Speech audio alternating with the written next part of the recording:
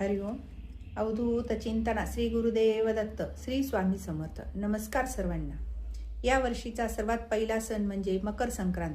यंदा संक्रांत ही 14 जानेवारी बुधवार 2026ला आली असून भोगी 13 जानेवारीला आली आहे व किंक्रांत 15 जानेवारीला आहे. तर बघा यावेळी संक्रांत कशावर आली आहे, शुभ रंग कोणता, कशावर बसलेली आहे, सुगड्याचे वाण कधी करावे, काय वर्ज्य करावे हे आज आपण बघणार आहोत. तर बघा संक्रांत हा सण आपण 3 दिवसाचा आपण साजरा करतो. जेव्हा सूर्यदेव धनु राशीत मकर राशीत प्रवेश करतात म्हणून याला मकर संक्रांत म्हणतात. या दिवशीचा पुण्यकाळ आहे 14 जानेवारी दुपारी 3:06 सूर्यास्तापर्यंत पुण्यकाल आहे.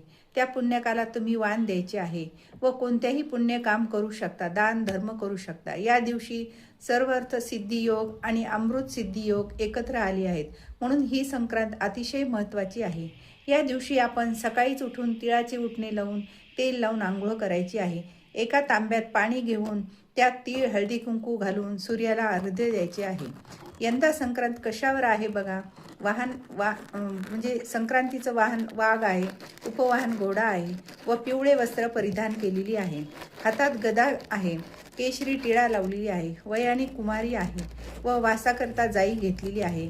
पायस भक्षण करीत आहे, जातीने सर्प आहे व भूषणार्थ मोती धारण केलेला आहे.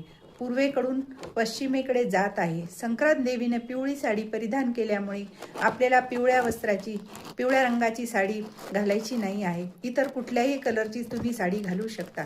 संक्रांतीला दान धर्म हा खूप मोठे महत्त्व आहे.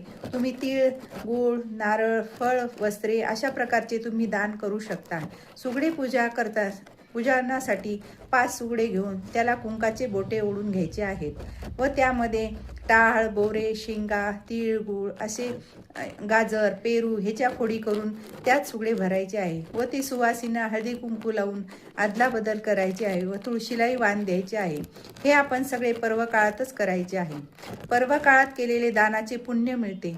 त्यामध्ये तुम्ही 21 वस्तू किंवा 11 वस्तू तुम्हाला यथाशक्ती जितक्या वस्तू सुवासिनींना देऊ शकता तितके द्यावे. या वर्षी 2026 मकर संक्रांतीच्या दिवशी एकादशीचा योग जुळून आला आहे. हा योग 23 वर्षांनी घडत आहे म्हणून ह्या वर्षी तुम्ही जितक्या दान करता येईल तितकं दान करायचं आहे व संक्रांत फार शुभ आहे. सगळ्यांना तिळगुळ द्या, गुळाची गोडी गोडवा सगळीकडे पसरू द्या व गोड बोला. तुम्हा सगळ्यांना मकर संक्रांतीच्या खूप खूप शुभेच्छा. तिळगुळ घ्या, गोड गोड बोला.